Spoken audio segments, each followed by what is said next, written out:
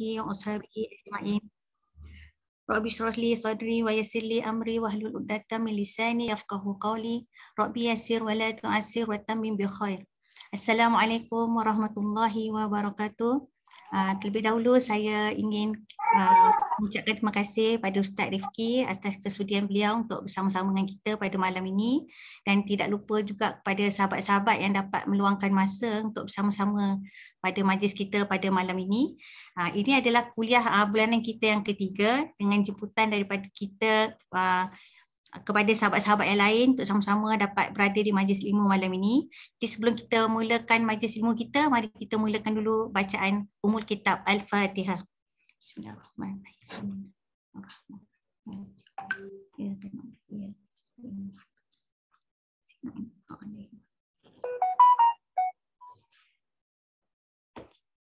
Jadi sebelum tu saya terlebih dahulu nak beritahu kawan-kawan semua, nanti bila kita mula kuliah kita, jadi minta semua tolong mute lah ya suara kita.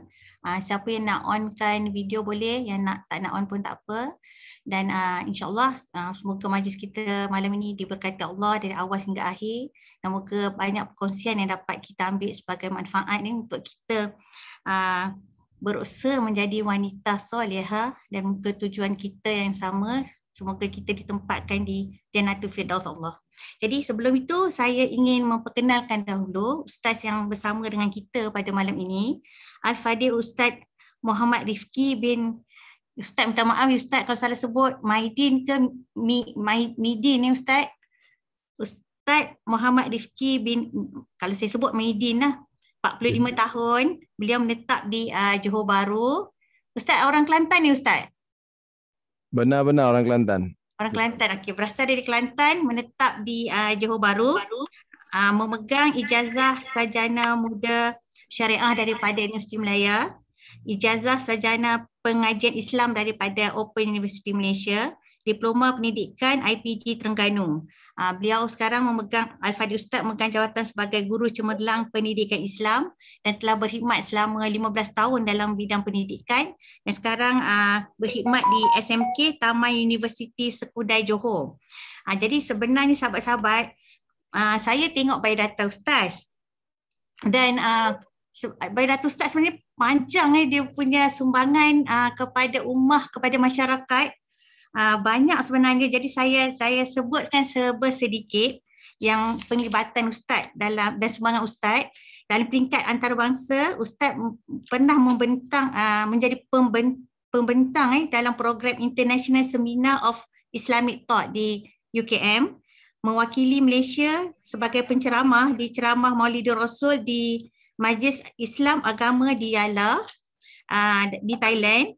Dan banyak jugalah program yang Ustaz kenalikan di Thailand. Kemudian di peringkat kebangsaan, Ustaz merupakan penceramah bagi program Maulidur Rasul KPM, hakim bagi Majlis Tilawah Sekolah KPM, merupakan jurulatih negeri bagi MTQSS. Ini rasanya Majlis Tilawah Al-Quran sekolah-sekolah KPM, dan juga panel penulis rencana dakwah Travelog KPM. Ada lagi sebenarnya saya sebut sikit-sikit, dan beliau juga berjaya mendidik pelajar dalam bidang dakwah, melatih pelajar-pelajar dalam hafazan Al-Quran yang merangkul Johan daerah selama beberapa tahun di negeri Johor. Juga melatih imam remaja yang berjaya merangkul anugerah imam remaja di peringkat Johor Bahru, dan pada tahun 2016, dan pada tahun 2018 berjaya merangkul imam remaja negeri di Johor. Dalam sumbangan lain Ustaz juga menerbitkan buku 33 amalan memperolehi anak-anak soleh dan cerdas, amalan sunnah selepas solat dan kelebihannya, 40 kisah motivasi ajaibnya doa, the power of tasbih, the power of istighfar, dan himpunan doa-doa dalam Al-Quran. Banyak lagi sebenarnya. Dan selain daripada itu, sumbangan masyarakat kemasyarakatan, Ustaz adalah imam dan khatib Masjid Jami' Tan Sri Ainuddin Wahid Taman Universiti sehingga sekarang. Juga merupakan pengerusi Surau Al-Falah Jalan Kejayaan Taman Universiti. Jadi kalau nak sebut banyak sebenarnya anugerah kenapa Ustaz dipanggil Guru Adivira Hero Teacher Johor, sebab Ustaz juga menerima banyak anugerah yang daripada sekolah dan juga saya sebut antara anugerah dia, anugerah pencapaian 100% bahasa Arab SPM tahun 2016, anugerah Perak Bahasa Arab SPM 2017, anugerah peningkatan prestasi PT3 Bahasa Arab 2017, anugerah pungutan terbanyak pembinaan Dewan SMK Tun 2018, anugerah peringkat prestasi PT3 Pendidikan Islam, kecemerlangan PMR, peningkatan prestasi PMR SPM, anugerah guru cemerlang co-curriculum, anugerah guru cemerlang co-curriculum tahun 2005 dan tahun 2009, dan anugerah harapan tahun 2004. Jadi kita memang sebenarnya kagumlah dan rasa dengan izin Allah, dengan kehendak Allah, kita direzekikan untuk bersama-sama dengan Ustaz pada malam ni. Jadi diketengahkan tajuk kita pada malam ini pesanan Rasulullah SAW untuk wanita. Dengan itu saya mempersilakan Ustaz Al-Fadhil Ustaz untuk meneruskan kuliah kita. Silakan Ustaz. Assalamualaikum warahmatullahi wabarakatuh. Bismillah walhamdulillah wassalatu wassalamu ala Rasulillah wa ala alihi wa ashabihi wa man tabi'ahu wa walah, amma ba'd. Terima kasih kepada Al-Fadhilah Dr. Marina Osman. Seterusnya para pendengar, alhamdulillah, segala puji bagi Allah. Allah Ta'ala telah temukan kita dalam majlis yang sebenarnya saya intai-intai nama, tak ada seorang pun saya kenal. Tapi Allah Ta'ala temukan ini satu rezeki, pertemuan di dalam majlis ilmu Taman Syurga. Moga-moga pertemuan ini bukan sekadar di dunia di Taman Syurga, tapi bertemu semula di akhirat di syurga Allah Subhanahu Wa Ta'ala. Amin, amin ya rabbal alamin. Terlebih dahulu saya minta maaf sebab saya sebenarnya hantar resume tu.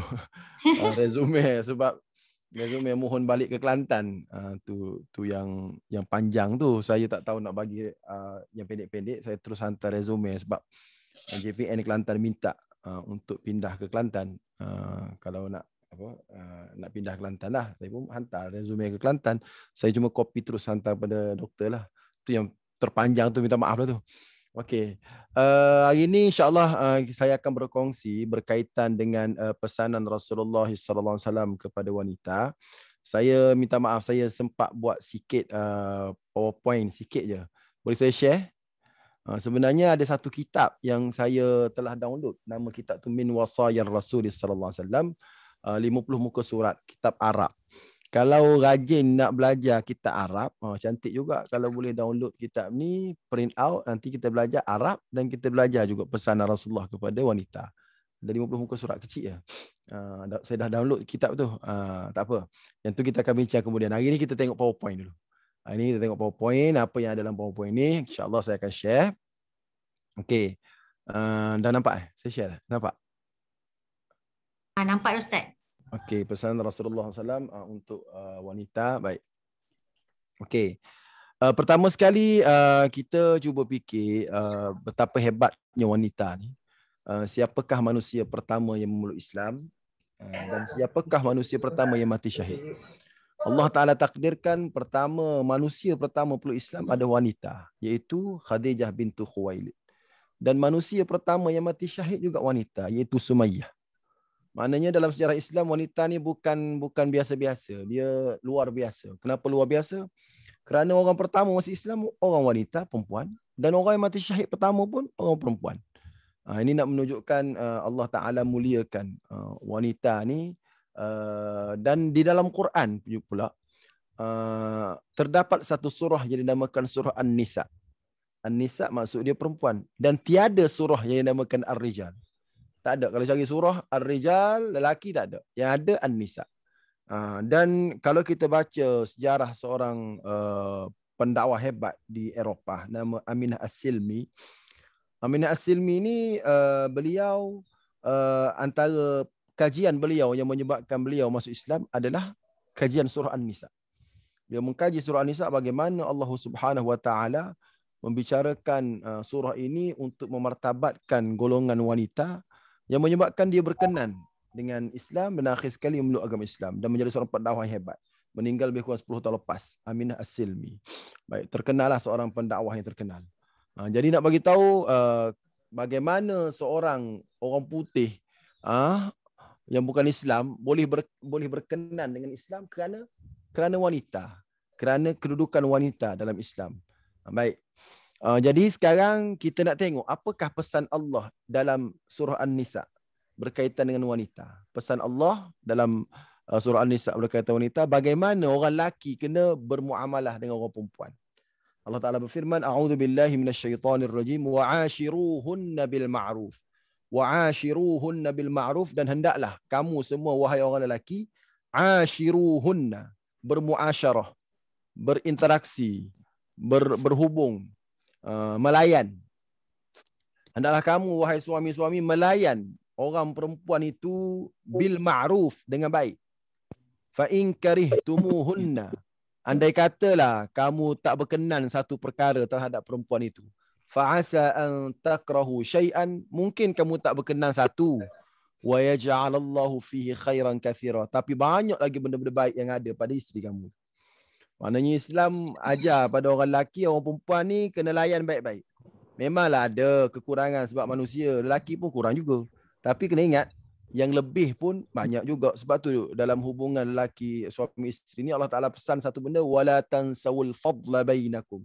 Jangan kamu lupa yang lebih. Jangan kamu tengok yang kurang, kamu tengok yang lebih di antara kamu. Barulah kehidupan tu suami isteri baik. Baik.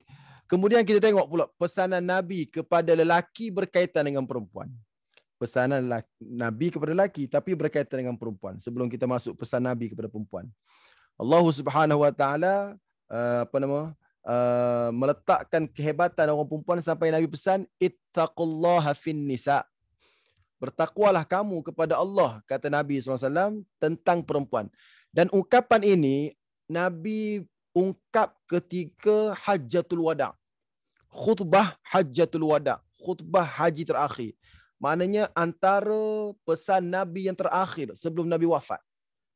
Nabi khutbah Hajjatul Wada' ni berlaku pada 9 Zulhijjah, hari Arafah. 9 Zulhijjah pada tahun 10 Hijrah.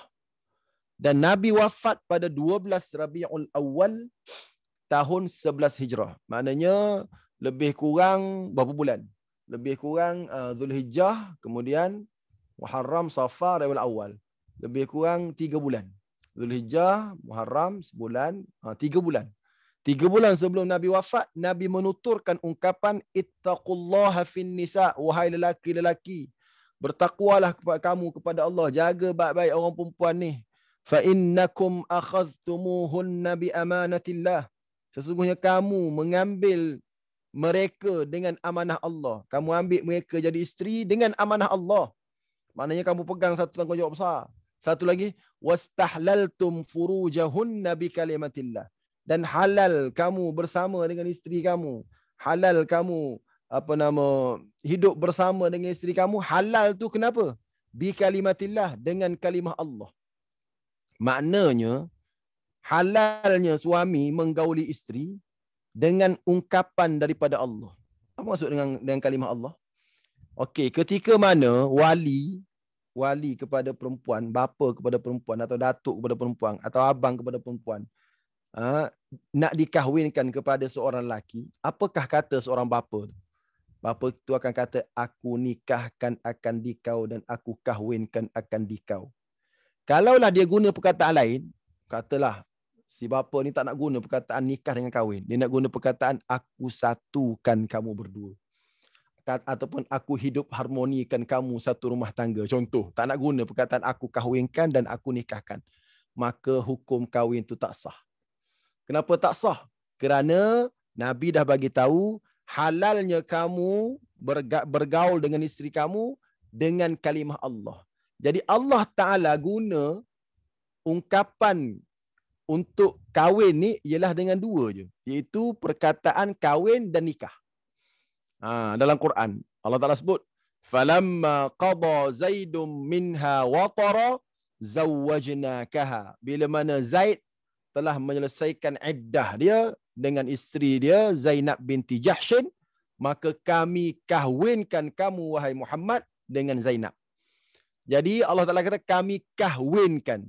Jadi perkataan ni Allah Ta'ala guna. Allah Ta'ala tak kata kami satukan kamu wahai Muhammad dengan Zainab. Tapi Allah Ta'ala guna kami kahwinkan. Jadi ungkapan kami kahwinkan tu ungkapan Quran.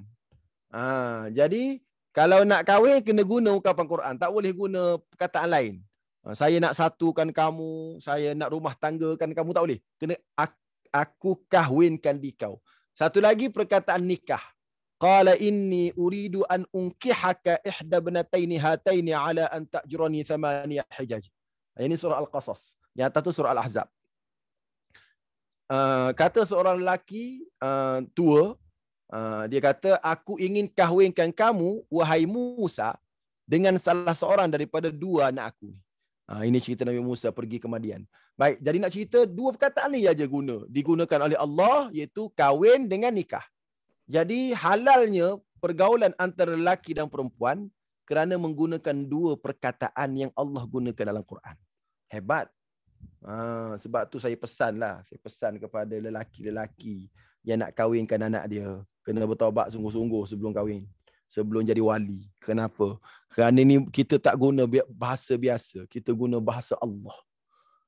Aku kahwinkan dan aku nikahkan akan dikau akan anakku. Tak? Dua perkataan tu dua perkataan Quran. Sebab tu saya bila kahwinkan adik saya, sebab ayah saya dah meninggal, saya kahwinkan adik saya. Saya semayang hajat, semayang taubat. Dua orang adik saya yang saya jadi wali. Semayang taubat, ya Allah, halal lah adik ipar aku tengok isteri dia adik aku ni, kerana aku pinjam kata-katamu dalam Quran. Jadi tak layak aku nak guna kata-katamu untuk menghalalkan perhubungan adik aku ni. Sebab aku ni banyak dosa. Sebab tu wali kan tak boleh wali fasik. Besar tu. Jadi benda-benda macam ni mungkin orang terlepas pandang. Jadi kena taubat. Kalau jenis wali sak rokok tu, tak usah sak rokok lah dalam sebulan tu. Tak usah lah. Sebab benda-benda rokok ni sudah ijma' kata haram lah. Tak usah sak rokok lah. Waktu nak kahwinkan anak tu, bertaubat lah dulu. Kalau tak isap rokok terus lagi bagus. Tapi kalau tak tahan juga berhenti lalu merokok dalam masa sebulan, seminggu waktu kahwin tu, supaya kita ni benar-benar layak untuk menyebut kalimah Allah ketika mengkahwinkan anak kita. Baik. Okey, itu lafaz kahwin dan nikah. Jadi besar ni perempuan ni. Nak halalkan dia guna kalimah Allah. Bukan kecil-kecil. Jadi oleh kerana orang perempuan ni hebat di sisi agama, maka wanita perlu meletakkan diri pada tempat yang hebat. Jadi nak dapat tempat yang hebat ni, tengok apa pesan Nabi kepada wanita. Jadi pesan Nabi kepada wanita, antaranya beberapa pesan lah yang saya sempat ambil daripada kitab-kitab, ambil daripada hadis Nabi. Yang pertama, pesan satu. Pesan yang pertama, saya minta maaf, saya tak sempat nak terjemah. Tak apalah, saya tunjuk Arab. Saya tunjuk Arab. Barakah ni barakah hadis Nabi kan. Okey, Nabi bersabda, ala kullukum ra'in wa kullukum mas'ulun an ra'iyati. Ketahuilah, setiap kamu itu adalah pemimpin. Dan setiap pemimpin akan ditanya tentang rakyatnya. Okey, fal amiru, pemimpin, raja, allazi 'alan nasi ra'in, yang mana dia menjadi pemimpin kepada manusia, wa huwa mas'ulun an ra'iyati, dia akan ditanya tentang rakyatnya. War rajul, seorang lelaki, ra'in 'ala ahli baitihi, dia pemimpin kepada ahli rumah dia. Wa huwa mas'ulun anhum. Dan dia akan ditanya tentang apa? Tentang ahli rumah dia, tentang isteri dia, tentang anak dia. Dan ini ingat, perempuan pun Nabi pesan. Wal mar'atu ra'iyatun 'ala baiti ba'liha wa waladihi wa hiya mas'ulatun anhum. Wal mar'atu, perempuan, pemimpin rumah suami dia. Maknanya kat rumah suami dia ni pemimpin kat rumah lah, tentang isu-isu dalam rumah ni lah. Maka pemimpinnya adalah perempuan. Dan dia akan ditanya tentang siapa? Tentang anak-anaknya. Anhum ni tentang anak-anaknya. Sebab dalam bab rumah ni, rumah tangga ni, memanglah suami bos. Tapi isteri juga dianggap pemimpin. Dialah yang akan mengatur urus rumah dia, nak letak mana dia punya, nak makan apa semua itu adalah tanggungjawab perempuan. Dan dia akan ditanya. Dia akan ditanya kalau dia yang masak, dia masak macam mana kat suami dia. Kalau terlebih gula, nanti akan ditanya oleh Allah Ta'ala. Patutlah suami mukti manis. Banyak bubuh gula. Contoh. Akan ditanya belakang tu. Akan ditanya. Saya cakap gitu sebab saya masuk program diet. Program hormon diet oleh Dr. Adibah. Jadi jaga makan, alhamdulillah isteri saya jaga sungguh lah. Dalam masa 42 hari ni lepas cek darah kan, saya cek ambil darah ke hospital, kolesterol tinggi lah apa semua. Isteri saya mengambil maklumat ilmu daripada seorang doktor, dan doktor tu ajarlah menu-menu untuk jaga suami dia. Maka alhamdulillah sebab isteri saya suri rumah sepenuh masa. Jadi dia jagalah pagi-pagi, tak makan gula 42 hari dah tak makan gula pasir. Dah 42 hari tak makan gula pasir. Memang turunlah. Jadi nak bagi tahu, bab-bab makan, bab-bab apa, semua akan ditanya. Sebab isteri yang menjadi pemimpin dalam urusan rumah tangga ni. Baik. Contoh basuh kain. Kalau basuh kain tu kena belajar ilmu taharah. Ilmu kebersihan. Boleh tak bersih dengan basuh kain dengan menggunakan mesin basuh, suci ke tak suci. Maka fatwa yang dikeluarkan oleh Jabatan Mufti Pulau Pinang, yang mana ada ketah kerja yang telah dibuat kajian oleh Dr. Hafiz bin Mahyuddin, Dr. Roshaz Mizan daripada UiTM, basuh baju menggunakan mesin basuh adalah suci, tak ada masalah, tak perlu nak bilas semula, dah ada fatwa, okeylah. Jadi orang perempuan tak usah pening-pening lah, nak bilas mula dan sebagainya, dah ada fatwa lah daripada Pulau Pinang. Ini saya rasa daripada Pulau Pinang kan, ramai-ramai ni. Baik. Jadi nak bagi tahu, itulah dia pesan pertama. Jadi urusan rumah tangga ni adalah bosnya adalah orang perempuan. Jadi jaga baik-baik rumah tangga. Jaga baik-baik rumah tangga supaya rumah tangga ni jadi rumah tangga yang menyebabkan baiti jannati, rumahku syurgaku. Anak-anak suka balik rumah sebab rumah tenang aja, kerana dijaga oleh ibu yang solehah. Jadi anak-anak suka kat rumah. Yang ni semua adalah penyebab kepada rumahku syurgaku, bukan baiti jahannami, rumahku jahannamku. Tak, baiti jannati. Baik, itu yang pertama. Pesan yang kedua. Pesan yang kedua ni, bagaimana seorang perempuan nak masuk syurga melalui pintu. Syurga ni ada pintu.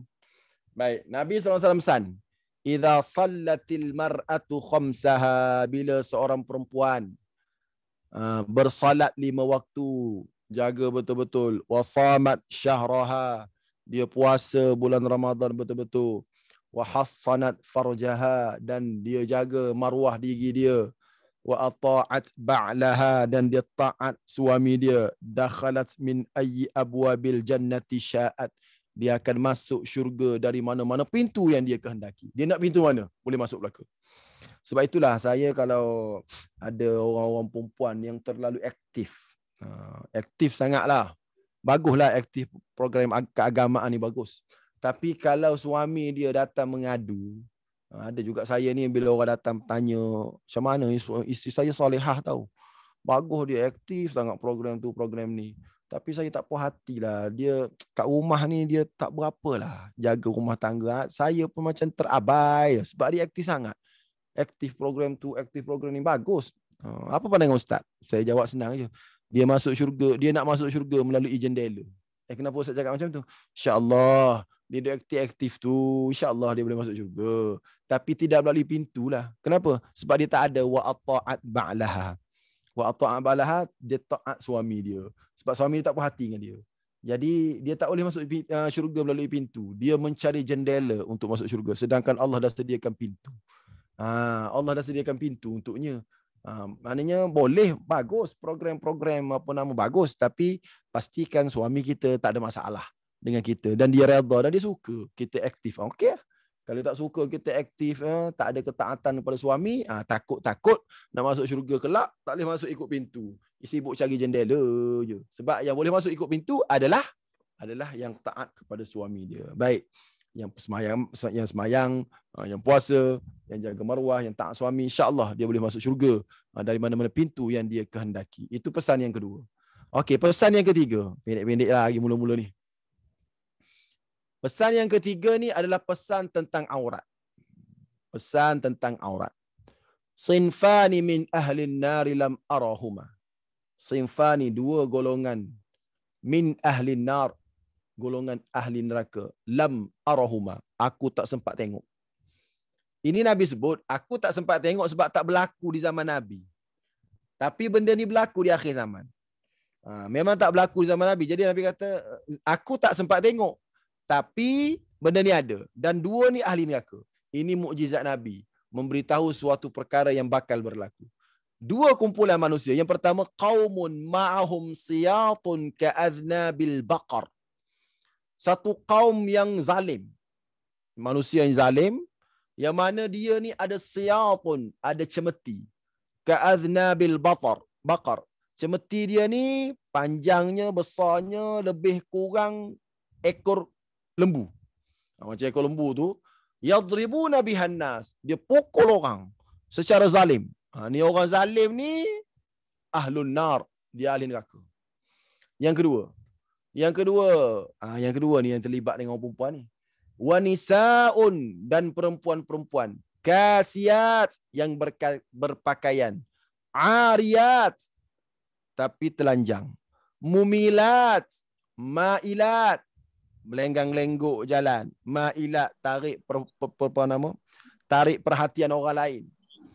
Antara cara dia tarik perhatian orang lainnya, ru'usuhunna ka'asnimatil bukhti. Ru'usuhunna, kepala mereka, ka'asnimatil bukhti, seperti bonggol-bonggol unta. La yadkhulnal jannah, mereka ini tak akan masuk syurga. La yadkhulna, perempuan-perempuan sebegini tidak akan masuk syurga. Wala yajidna rihaha, usahakan masuk syurga, nak cium bau syurga pun tak dapat. Wa inna rihaha, sedangkan bauan wangi syurga itu la yujadu min masirati kadza wa kadza, sedangkan bauan syurga tu boleh dihidu dari jarak yang jauh-jauh. Jarak yang jauh tu boleh bau dah bau syurga, tapi perempuan ni usahakan nak masuk syurga, nak bau bauan syurga pun tak boleh. Kerana apa? Kerana tak jaga aurat. Tak jaga aurat dan berpakaian dengan pakaian yang menarik perhatian orang. Baik, kita tengok makna. Yang ni saya sempat tengok makna. Baik, itu makna dia. Apakah yang dimaksudkan dengan mempunyai bonggol-bonggol unta, kepala mereka seperti bonggol unta? Ini maksud dia. Wa ma'na ru'usuhunna ka'asnimatil buhti. Makna kepala seperti bonggol unta, an yukabbirnaha, kata Imam Nawawi. Yukabbirnaha, dia besarkan sanggul. Wa yu'azzimnaha, besarkan juga. Dengan cara biluffi imamatin, dengan dia letak gulung kain. Imamah ni serban. Maknanya perempuan-perempuan yang pakai sanggul palsu tu, letak sanggul palsu, sengaja nak suruh tunjuk kat orang. Yang ni Nabi SAW kata akan berlaku akhir zaman. Dah ada sungguh orang jualkan sanggul palsu apa tu, supaya nampak besar tu, macam bonggol unta kan. Ada. Baik, inilah yang dimaksudkan dengan dengan perempuan-perempuan yang menggoda. Disyarah panjang lagi pada zaman ini apa-apa bentuk yang boleh menggoda lah. Kalau zaman Nabi itu, Nabi sebut contoh godaannya, menggoda menyebabkan lelaki berkenan. Contohnya membesarkan sanggul walaupun pakai tudung. Yang tak pakai tudung lagi teruk lah. Baik. Contoh lain lagi. Seperti walaupun bertudung tapi dia punya fashion tu melampau-lampau. Fashion tudung dia tu melampau-lampau, fashion tudung pun termasuk dalam kategori ini juga. Jadi lepas ni tak usah pelik-pelik sangatlah. Orang perempuan contoh kalau pergi masjid bukan, Pergi masjid pun kalau nak pakai kain telekung tu pakai yang biasa-biasa sudahlah. Tak usah yang ropo-ropo sampai 3 layer, 4 layer. Aduh, pening makmum kat belakang. Makmum kau fikir sembahyang tak khusyuk. Jadi perlulah kalau nak pergi masjid. Sedangkan Nabi SAW pesan perempuan boleh pergi masjid tapi sembahyang kat rumah dia. Tu pesanan Nabi kak. Sembahyang kat rumah tu lagi afdal. Salatukunna fi buyutikunna. Lebih afdal. Baik. Walaupun dibolehkan pergi. Ini pesan Nabi yang ketiga. Iaitu jangan berlebih-lebih dalam make-up. Apakah yang dimaksudkan dengan perempuan yang berpakaian tapi telanjang? Antaranya pakai pakaian ketat. Dia bukan tutup aurat, dia bungkus aurat. Antaranya pakai pakaian nipis dan sebagainya. Jadi ini semua kena rujuk bab kitab Al-Libas wa Zinah fil Islam, pakaian dan perhiasan dalam Islam. Baik, kita pergi lagi pesanan yang seterusnya, pesanan keempat. Pesanan keempat Nabi pesan ayyuma imra'atin sa'alat talaqan min ghairi ba'sin faharamun 'alaiha raihatul jannah. Hadis riwayat Tirmizi. Yang ni pesan Nabi jangan minta cerai. Bahaya minta cerai. Ayyuma imra'atin sa'alat talaqan min ghairi ba'sin, mana-mana perempuan yang minta cerai tanpa sebab, tanpa apa sebab, maka haram ke atasnya bauan syurga. Tak bau syurga. Ini hadis riwayat Tirmizi. Dia kadang-kadang kita ni kena beringat juga. Ada satu kes saya kongsi kes ni. Kes ni kes seorang perempuan yang baik. Perempuan ni solehah. Suami dia pun solehah. Suami dia pun soleh.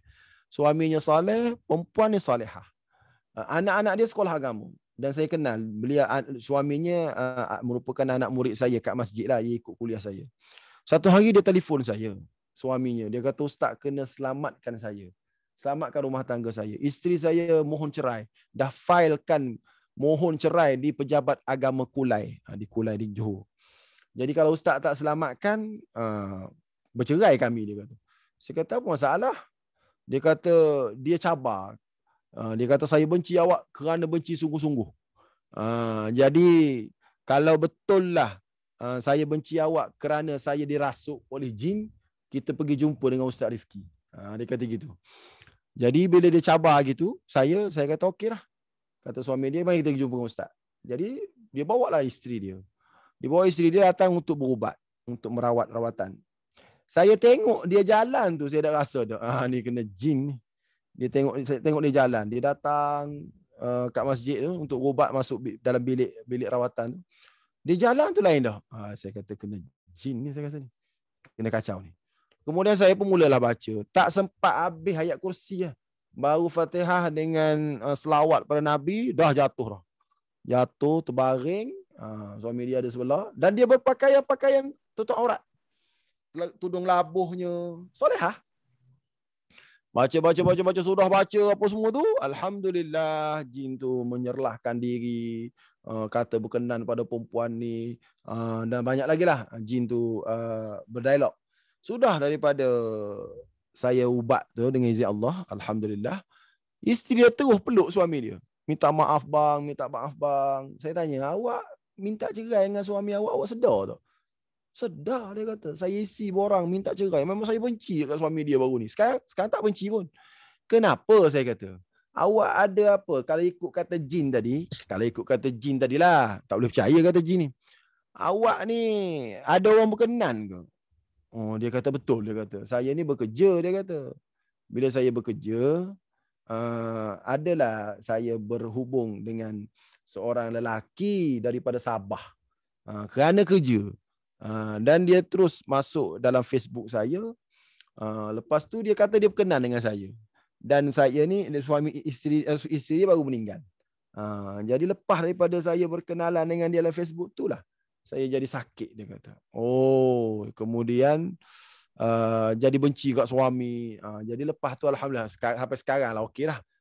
Okey, rumah tangga mereka okey. Jadi ketika mana saya berforum dengan Ustaz Syarhan berkaitan dengan rawatan Islam di UTM, saya tanya Ustaz Syarhan, jin boleh datang kacau melalui Facebook ke, melalui gambar ke? Dia kata boleh. Dia kata boleh sebab jin tak perlu naik Air Asia walaupun duduk kat Sabah. Dan lelaki tu duduk kat Sabah waktu tu. Jadi nak cerita, orang yang kes-kes macam ni, dia minta cerai dengan suami dia, adakah dia diharamkan bau syurga juga? Kerana dia ni bukan dia nak, tapi dirasuk. Moga-moga Allah ampunkan dia. Moga-moga Allah ampunkan dia. Jadi kena beringatlah. Kena beringat. Jadi hari-hari tu jangan tinggallah. Lepas subuh, la ilaha illallah wahdahu la syarikalah. Lahul mulku wa lahul hamdu wa huwa yuhyi wa yumit wa huwa ala kulli syai'in qadir 10 kali. Sebelum kaki diubah. Sebelum kaki, selepas main subuh tu, kaki jangan berubah lagi. Duduk dalam keadaan tahiyat akhir. Baca 10 kali pagi selepas subuh. Dan 10 kali tu merupakan dos yang telah ditetapkan oleh Nabi SAW dan dia tahan dikacau oleh syaitan dan iblis dan jin sampai maghrib. Kemudian bila masuk maghrib, sudah maghrib, jangan gerak kaki lagi, baca juga la ilaha illallah wahdahu la syarikalah 10 kali. Dan dos tersebut tahan sampai subuh. Jadi ini amalan untuk orang perempuan, terutama zaman sekarang yang ada IG-nya, yang ada apa nama Facebook-nya. Moga-moga Allah Ta'ala tahan kita daripada dikacau dan diganggu oleh jin. Okey, ini pengalaman pengalaman. Saya ingat lagi waktu tu, waktu Sultan Abdul Halim Shah ditabalkan jadi yang di-Pertuan Agong. Sebelum Sultan Abdullah, Sultan Faris, sebelum Sultan Faris, Sultan apa nama Abdul Halim Shah Kedah. Hari pertabalan itulah, esoknya cuti sebab saya dah apa nama dah ikhtiar, jin tu keluar dan nampak okey, saya bagi tahu kepada suami dia esok cuti kan, pergi Bulan Madu, 2 orang tu cuti supaya sayang kembali. Baik, tu nak bagi tahu bahaya perempuan minta cerai. Kalau dirasuk macam tu, kita kena ada amalan-amalan supaya kita tidak dirasuk. InsyaAllah yakin dengan amalan-amalan yang Nabi ajar. InsyaAllah selamat. Baik, pesan yang kelima. Pesan yang kelima, Nabi suruh banyakkan bersedekah dan banyakkan istighfar. Ya ma'syaran nisa, tasaddaqna. Hendaklah kamu bersedekah. Fa inni ra'aitukunna aktsara ahli nar. Sebab aku tengok dalam neraka ni ramai geng-geng kamu. Wa fi riwayatin, dalam riwayat lain Nabi sebut tasaddaqna, hendaklah kamu semua bersedekah. Wa aktsirna istighfar, dan banyakkan istighfar. Perempuan zaman Nabi tanya, qulna, maka perempuan-perempuan zaman ni tanya, wa bima ya Rasulullah, kenapa kami ni ramai sangat masuk neraka? Tukthirna la'na wa takfurna al-ashir. Sebab kamu ni banyak sangat mencela. Geng-geng membawang ramai sangat ni, kata Nabi. Banyak membawang, mencela orang tu, mencela orang ni. Satu lagi, wa takfurna al-ashir, dan kamu tak pandai bersyukur kepada suami kamu. Antara sebabnya, ma ra'aitu min naqisati aqlin wa dinin. Sebab perempuan ni dia kurang akal dan kurang agama. Kurang akal dan kurang agama. Jadi ditanya lagi kenapa kurang akal. Kurang akal kan lelaki kalau nak menjadi saksi 2 orang perempuan, seorang lelaki menyamai 2 orang perempuan saksi. Dan agama kurang tu sebab sebulan orang lelaki boleh semayang penuh, orang perempuan tak boleh semayang penuh. 7 hari dia cuti. Jadi nak bagi tahu pesan Nabi SAW supaya banyakkan bersedekah dan banyakkan istighfar. Kerana apa? Kerana perangai orang perempuan yang Nabi mention pada zaman tu, iaitu banyak membawang dan juga tak pandai bersyukur dan berterima kasih kepada suami. Jadi orang belajar ni tak ada masalah. Macam puan-puan yang ada 84 orang yang ada ni, orang belajar, orang dengar hadis. InsyaAllah kita dengar hadis ni tak adalah kita buat benda-benda macam ni. Cuma kita perbanyakkan istighfar. Saya ada tulis buku tajuk The Power of Istighfar. Dalam buku tu saya himpun istighfar Nabi SAW dan juga istighfar Nabi-Nabi dalam Al-Quran. Bukan Nabi Muhammad sahaja. Ada istighfar Nabi Adam, ada istighfar Nabi Nuh, ada istighfar Nabi Ibrahim, ada istighfar Nabi Musa, dan banyak lagi. Satu buku saya tulis The Power of Istighfar. Baik. Okey, ini antara benda yang Nabi pesan. Pesan seterusnya, pesan yang ke-6. Pesan yang ke-6 tentang dosa kecil. Yang ni Nabi pesan kepada Aisyah. Ya Aisyah, wahai Aisyah, iyyaki, berwaspadalah kamu, wa muhaqqaratil a'mal. Hendaklah kamu berwaspada dengan apa nama? Dengan dosa-dosa kecil. Walaupun kecil, kena berwaspada. fa innalaha minallahi taliba. Sesungguhnya Allah Taala tetap menuntut. Tetap Allah Taala tuntut walaupun dosa tu kau anggap kecil. Jadi dipesan oleh Nabi SAW kepada Aisyah. Ini pesan Nabi kepada Aisyah radhiyallahu anha. Jadi pesan ni pesan yang istimewa lah sebab Nabi pesan kepada orang yang Nabi sayang. Satu lagi, Nabi pesan kepada Aisyah juga. Ya Aisyah, wahai Aisyah, alaiki, hendaklah kamu wahai Aisyah bitaqwallah, bertakwa kepada Allah Azza wa Jalla. Dan satu lagi sifat orang perempuan. Yang ni minta maaf, ni nama saya. Ya Aisyah, alaiki bitaqwallah, adalah kamu bertakwa kepada Allah, warifqi. Nama saya. Apa maksud rifqi? Rifqi ni maksud dia santun. Lemah lembut, santun. Rifqi juga makna orang Kelantan kata tertik terening. Orang perempuan ni dia kena ada sifat tertik terening. Orang Kelantan kata tertik terening lah. Tak tahulah orang Penang cakap apa. Hendaklah kamu wahai Aisyah pertama bertakwa kepada Allah, yang kedua kena ada sifat rifqi.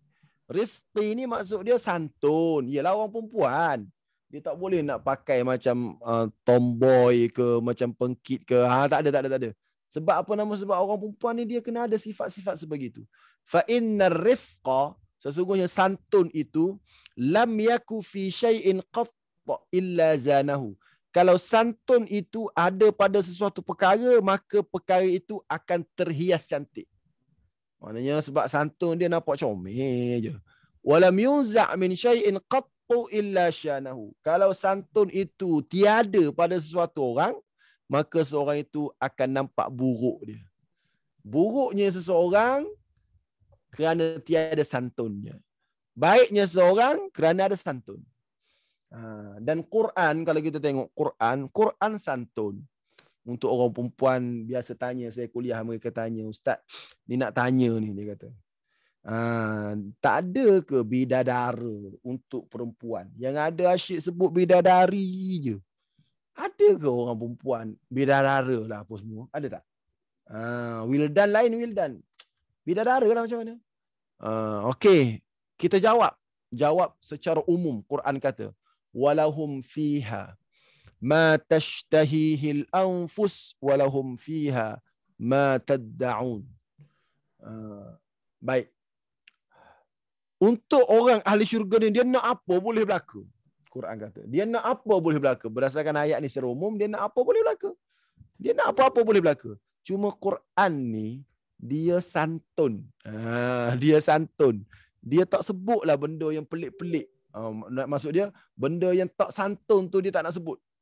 Tak comel lah kalau orang perempuan disebut ada bidadari. Dia lain dengan orang lelaki disebut ada bidadari. Jadi itulah yang dikomen oleh alim ulama kita berkaitan dengan apa nama? Dengan betapa santunnya Quran. Santunnya Quran. Jadi kalau Quran santun, kita pun samalah. Perkataan santun juga dalam bahasa Melayu, dalam bahasa Arab, hilmi.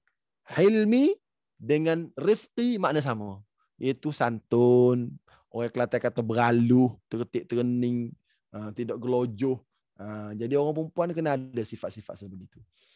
Baik, itu pesan yang ketujuh. Rasulullah pesan kepada Aisyah radhiyallahu anha. Baik. Rasulullah pesan kepada Aisyah. Saya bawa pula dua lagi pesanan yang Rasulullah pesan kepada Fatimah pula. Tadi Aisyah. Ada berapa lagi pesan? Kita apa nama sebut sikit-sikit je. Kemudian kalau ada soalan, saya akan berhenti pukul 10 insya-Allah. Pukul 10 sampai 10.30 kita akan sesi soal jawab. Kalau saya boleh jawab, saya jawab. Kalau saya tak boleh jawab, kita tangguh pada sesi yang akan datang. Baik, ini pesan yang ke-8. Pesan yang ke-8 ini adalah pesan Nabi kepada Fatimah radhiyallahu anha. Ini pesan doa. Dan doa ni amat kita perlu. Qala Rasulullah sallallahu alaihi wasallam li Fatimah. Rasulullah bersabda kepada Fatimah, Ma yamna'uki an tasma'i ma usiki bihi an taquli idza asbahti wa amsayti.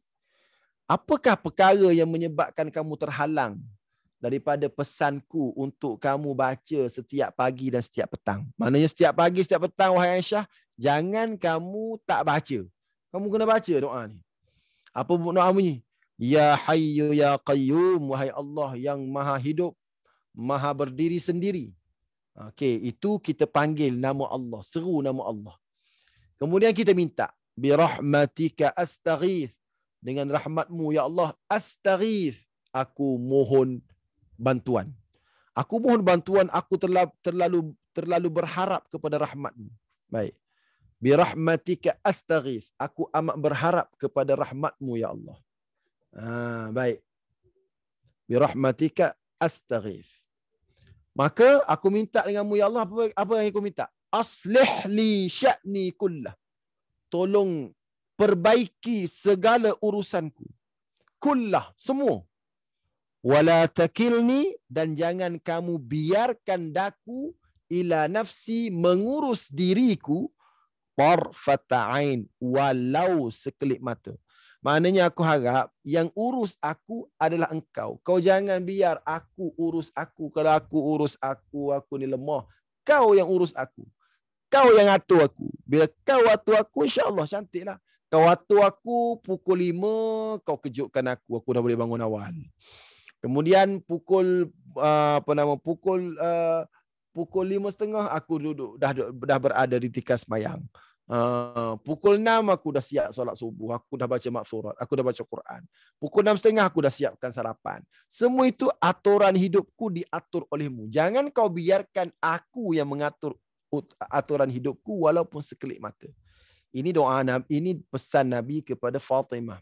Anggap doa ni power. Dan memang doa ni power, doa Nabi power, tak boleh lawan. Doa Nabi lah yang paling power. Yang tuan-puan duk dengar penceramah hajar benda pelik-pelik, doa tu, doa ni, doa Nabi tak layak untuk kita amalkan, yang tu mengarut lagu tu. Tak usah duk dengar lah kalau cakap benda pelik-pelik macam tu. Saya pesan lah tu, pesan kita kena cari doa Nabi. Doa Nabi lah doa paling power. Selawat pun sama. Selawat mana paling power? Selawat yang Nabi ajar. Tak usah duduk fikir yang lain. Mesti selawat yang Nabi ajar. Itu selawat paling power. Sama juga dengan doa. Doa paling power doa Nabi. Berat nak amal. Berat apa? Nabi SAW dia ajar yang simple-simple je. Dia tak ajar. Tak pernah jumpa lah hadis Nabi. Kalau Nabi suruh amal 1,000,000 kali. Tak ada. 1,000 kali pun tak ada. Paling banyak pun kita jumpa 100 kali. Amalan yang Nabi ajar ni paling banyak adalah hadis 100 kali. Tak jumpa sampai 1,000 kali. Tak ada. 100 kali. Paling banyak lah. Contoh, la ilaha illallah wahdahu la syarikalah. Lahul mulku wa lahul hamdu wa huwa ala kulli syai'in qadir. Baca 100 kali. Ada riwayat 100 kali. Siapa-siapa baca 100 kali, takkan ada jin dan takkan ada setan akan ganggu dia. 100 kali sehari. 100 kali. Lepas mayang pun 100 kali. 3, 4. Tak adalah beribu-ribu kali. Kalau bismillahilladzi la yadurru. Berapa kali? 3 kali. Tak adalah sampai 41 kali. Maknanya Nabi SAW ajar yang simple-simple. Kenapa kata berat? Heran sungguhlah ustaz zaman sekarang mengajar. Pelik. Baik. Jadi saya nak bagi tahu yang ni yang saya bagi ni yang paling istimewa lah ni. Sebab Nabi ajar kepada orang yang paling Nabi sayang. Siapa antara orang yang paling Nabi sayang? Fatimah radhiyallahu anha. Nabi sayang sungguh. Waktu Nabi hampir wafat, Nabi berbisik pada dia. Bisik kat Fatimah. Menangis Fatimah. Bisik kali kedua, Fatimah tersenyum. Aisyah radhiyallahu anha tanya, kenapa menangis? Kenapa tersenyum? Jawab Fatimah, kali pertama Nabi bisik, saya menangis wahai Aisyah, kerana Rasulullah bagi tahu beliau akan wafat pada hari ini. Menangislah saya. Kali kedua, saya tersenyum kerana Rasulullah bagi tahu kamulah sayyidatu nisa'il alamin. Kamu adalah penghulu perempuan-perempuan seluruh dunia. Dan Rasulullah kata, fa innaki awwalu ahli luhuqan bi. Dan engkaulah Fatimah, orang pertama akan menyusuli daku selepas kewafatanku. Benar. Selepas daripada Rasulullah wafat, 6 bulan selepas itu, ahli keluarga pertama Rasulullah yang menyusul baginda adalah Fatimah radhiyallahu anha. Jadi orang yang Nabi sayang macam ni, Nabi ajar doa macam ni, dan beliau adalah perempuan, kalau kita tak ambil doa dia, nak ambil doa siapa lagi? Ni pesan Nabi. Jadi jangan tinggal. Bi rahmatika astaghith. Aku nak rahmatmu ya Allah. Mohon rahmat Allah Ta'ala. Kita ni hidup di dunia ni, kalau dapat rahmat Allah, Allahu Akbar. Bahagialah kita. Kita hidup ni, kita nak keluar daripada dunia ni dengan bawa rahmat Allah. Bawa kasih sayang Allah. Kalau Allah sayang kita, kadang-kadang Allah nak tumpah kasih sayang ni tak setara mana. Tak setara mana dengan makna ada orang perempuan yang memberi minum anjing. Allah rahmat dia, Allah ampun dosa dia walaupun dia tu pelacur. Kanat baghiyatun min baghaya Bani Israel. Hadis dalam Riyadhus Salihin. Ada orang perempuan zaman Bani Israel dulu. Dia ni baghiyah. Baghiyah ni pelacur. Tapi dia berjalan, dia tengok seekor anjing. Tafat bil bi'ri. Yang tawaf dengan telaga. Kada an yaqtulahal atashu. Kada an yaqtulahul atashu. Hampir-hampir mati kerana terlalu dahaga. Fanaza'at muqaha. Dia cabut dia punya kasut. Kemudian dia ambil air dan dia suap. Fasaqat. Dia bagi minum air kepada anjing tersebut. Allah rahmati dia. Mana rahmat Allah Ta'ala ni. Jadi kita kena mohonlah rahmat ni dengan Allah. Supaya Allah rahmati kita. Walaupun dengan amalan-amalan yang simple-simple. Jadi ini antara amalan yang simple yang Nabi ajar kepada Fatimah radhiyallahu anha. Oleh kerana itu, amal. Sebab amalan ni Rasulullah ajar kepada Fatimah, orang perempuan. Dan amalan yang terakhir pada malam ini adalah amalan yang Rasulullah ajar kepada Fatimah juga. Tapi saya tak sempat tulis. Saya tak sempat tulis. Saya hanya tulis tasbih Fatimah. Amalan ni saya buat kajian ketika saya tulis buku Amalan Sunnah Selepas Salat. Dalam buku tu ada cerita tentang tasbih Fatimah radhiyallahu anha. Fatimah ni, beliau ni miskin. Walaupun anak Nabi SAW, beliau miskin. Jadi beliau ni kisar gandum sampai tangan tu jadi kasar. Dan Sayyidina Ali, suami dia pula miskin juga. Sayyidina Ali ni dia ambil upah, ambil air, cedok air dengan timba daripada telaga untuk diberi minum kepada binatang, unta dan untuk siram pokok. Jadi dia sakit dada. Jadi dua-duanya mengadu. Jadi pakak pergi mengadu. Maka satu hari ni Fatimah ni dia pergi ke rumah Rasulullah SAW. Waktu tu Rasulullah tak ada. Nak mengadu dia ni susah lah, letih, penat. Jadi Aisyah ada. Jadi bila Rasulullah SAW balik, Aisyah bagi tahu. Jadi bila bagi tahu, Rasulullah pergi rumah Ali. Rumah Ali dan nak bagi tahu ni romantiknya mertua dengan menantu. Bila dia masuk rumah Fatimah sedang baring bersebelahan Ali radhiyallahu anhu. Jadi Ali nak bangun, nak berdiri, nak bangun. Maka Rasulullah SAW kata, makanak, duduk situ. Makanak tu duduk situ, tak apa. Rasulullah pergi duduk di antara anaknya dengan menantunya. Oi, lembut, bagus. Duduk tengah-tengah. Dan kaki Nabi ni kena kat dada Ali. Kata Ali, dia kata, aku dapat rasai burda qadamaihi, sejuk kaki Nabi duduk kat dada aku. Oh, bagus menantu macam ni, bagus mertua macam ni. Rapat dengan menantu. Baik, bila tu dia pun bagi tahulah, berbual apa semua. Waktu tu lah Rasulullah ajar kepada Sayyidina Ali dan juga Fatimah satu amalan. Sebab asalnya dia pergi nak minta seorang hamba untuk jadi pembantu dia.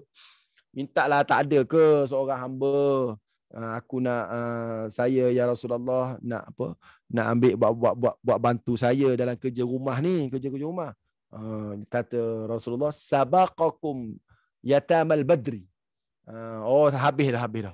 Hamba-hamba ada tapi sudah diambil oleh orang lain. Baik. Tak apalah. Ala adullukuma. Dia kata, nakkah aku ajar kepada kamu satu amalan yang mana kalau kau amal dengan amalan ni, kamu tidak perlu kepada hamba lagi. Apa amalan?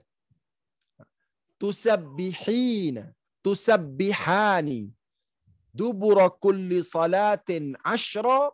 Kamu baca subhanallah 10 kali setiap kali lepas sembahyang.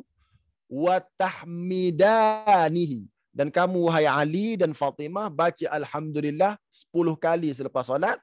Dan baca pula Allahu Akbar 10 kali selepas solat. So tasbih Fatimah ni, saya sebut tasbih Fatimah ni, Tasbih Fatimah ni 10 10 10 selepas solat. 10 10 10. Ustaz, saya baca 33 macam mana? Kejap. Kejap lagi saya syarah. 10 subhanallah. Okey, 10 alhamdulillah. Baik. Satu lagi. 10 Allahu Akbar. Bila? Selepas solat. Selepas setiap solat. Selepas setiap solat. Baik, 10. Satu lagi. 33, 34 sebelum tidur. Ni dua amalan lah. 10, 10, 10, 33, 34 sebelum tidur. Baik. Nabi SAW dia ajar Sayyidina Ali dengan Fatimah amalan ni. Dan Fatimah bagi tahu, Ali bagi tahu, aku tak pernah tinggal amalan ni selepas Rasulullah ajar. Walaupun dalam peperangan Siffin, perang pun Sayyidina Ali tak tinggal. Ni nak bagi tahu hebatnya. Dan selepas daripada Fatimah amalan ini, Fatimah menjadi orang yang kuat. Ali pun kuat. Sebab tu terkenal tongkat Ali dengan kacik Fatimah. Sebenarnya amalan tongkat Ali, kacik Fatimah ni sebenarnya kalau nak hebat macam Ali, nak kuat macam Ali, nak gagah macam Fatimah, supaya bekerja tak penat. Dan memang Ibn Hajar Al-Asqalani ketika mensyarahkan hadis ini, dia kata selepas daripada Fatimah dengan Ali amalan ini, dia jadi tak letih. Dia lambat letih. Lam yusibhu maknanya dia tidak cepat letih. Jadi saya tahu muslimat-muslimat yang ada depan saya ni seorang yang banyak bekerja, kerja rumah kan. Jadi kalau tak nak letih, amal tasbih ni. 10 10 10, 33 33 34. Patut pun Ustaz. Saya cepat letih. Saya bakal baca 10, saya baca 33. Tunggu dulu. Jangan silap faham. Baik, riwayat 33 ada. Dia gini. Amalan ni lepas mayang ni, kalau kita nak berzikir, kita kena ikut nombor yang Nabi bagi tahu. Lepas mayang, riwayat tentang zikir ni ada 10. Ada 10, 10, 10. Ada 25, 25, 25. Ada 33, 33, 33 tutup dengan la ilaha illallah wahdahu la syarikalah. Ada 33, 33, 34. Jadi ada banyak riwayat. Jadi kita tak boleh nak reka riwayat. Ginilah Nabi ajar 33, 33, 33. Aku nak baca 100 lah. Tak boleh. Sebab apa? Nak baca 100 boleh. Tapi selesaikan yang Nabi dulu. Nabi ajar macam ni, buat yang Nabi dulu. Dia nak baca selepas tu 100 kali, 1000 kali, silakanlah dalam kereta baca. Tapi lepas mayang kena buat sama ada 10, 10, 10, 25, 25, 25 atau 33, 33, 33 atau 33, 33, 34. Yang ni. Okey, baik. Ulama-ulama syarah. Siapa yang amal 10, 10, 10, dia akan dapat kelebihan 10 tu. Apa dia kelebihan 10? Kelebihan kuat. Gagah tu. Gagah dan kuat, lambat letih tu. Dia akan dapat. Kerana ini amalan 10, 10, 10. Okey. Siapa yang amal 33, 34, amalan ni ada kelebihan dia. Kelebihan dia, dia akan dapat pahala banyak, dapat kejar pahala sedekah. Kerana ada orang miskin pergi jumpa Nabi SAW. Orang miskin dia kata, "Dhahaba ahlud duthuri bil ujur." Hadis ni ada dalam hadis 40. "Dhahaba ahlud duthuri bil ujur." Seronoknya orang kaya, pahala dia banyak. Kenapa orang kaya pahala banyak? Kerana yusalluna kama nusalli. Mereka semayang sama dengan kita semayang. Wa yasumuna kama nasumu. Mereka puasa sama dengan kami puasa. Wa yahujjuna wa ya'tamiruna wa yatasaddaquna bi fuduli amwalihim. Tapi mereka boleh buat haji, mereka boleh buat umrah, mereka boleh sedekah sebab mereka ni ada duit banyak. Adapun kami miskin, macam mana ya Rasulullah? Maka jawab Rasulullah, "Nakkah aku khabarkan kepada kamu satu amalan. Kalau kamu buat, kamu dapat kejar pahala mereka." Maka orang miskin ni seronoklah. Maka Nabi pun ajar 33, 33, 34. Bila? Selepas mayang. Jadi ada riwayat 33, 33, 34. Baik, ulama pun ambil pandangan. Mana-mana orang yang amalkan 33, 33, 34, dia akan dapat dua kelebihan. Dia akan dapat kelebihan amal 10, iaitu badan dia kuat. Dan dia akan dapat kelebihan amal 33. Kerana sebelum sampai 33, dia lalu 10 dulu. So 10 dia dapat kelebihan. Jadi tuan-puan jangan kata, oh selama ni saya amal 33, patutlah saya tak penat. Saya penat. Tak. Amal 33 pun tak apa. Dapat kelebihan 10. Dan dapat kelebihan 33. Tapi kalau orang amalkan 10, dia tak dapat kelebihan 33. Ini pesan Nabi kepada Fatimah radhiyallahu anha. So hari-hari pastikan sebelum tidur 33, 34, selepas mayang 33, 34. Kalau sibuk sangat nak buat 10 pun tak apa. Saya kan banyak program, sibuk sangat. Kadang-kadang saya buat 10. Dan boleh dikembarkan. Subhanallah walhamdulillah wallahu akbar. Subhanallah walhamdulillah wallahu akbar. Subhanallah walhamdulillah wallahu akbar. Boleh buat gitu. Tak semestinya subhanallah dulu. Boleh. Ulama dah syarah panjang dah bab-bab ni. Jadi nak bagi tahu bahawasanya inilah 9 amalan yang saya kongsi pada malam ini tentang pesan Nabi kepada orang perempuan. Banyak lagi, ada lagi, tapi untuk hari inilah sebagai mukaddimah sampai pukul 10 cukuplah dulu sebagai mukaddimah. Setakat ni dulu saya berhentikan ceramah saya dulu. Andai adalah apa-apa soalan yang nak ditanya, andai ada apa-apa soalan tanya, saya persilakan untuk pertanyaan. InsyaAllah kalau saya boleh jawab, saya jawab. Kalau tak dapat jawab, insyaAllah kita akan jawab pada lain kali. Wallahu alam, sekadar itu saja untuk kali ini. Apa yang kita dengar sama-sama kita manfaatkan. Salah silap, mohon ampun dan maaf. Aqulu qawli hadha wa astaghfirullahal azim li wa lakum. Wassalamualaikum warahmatullahi wabarakatuh.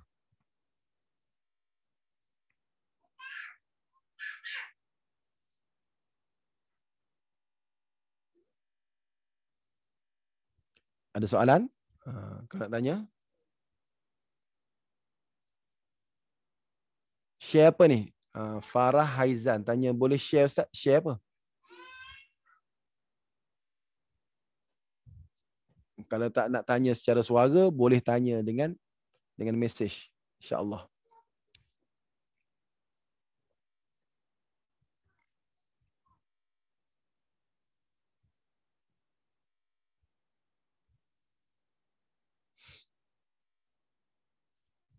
Sambil-sambil tuan-puan nak tanya soalan, saya tunjuk ini kitabnya.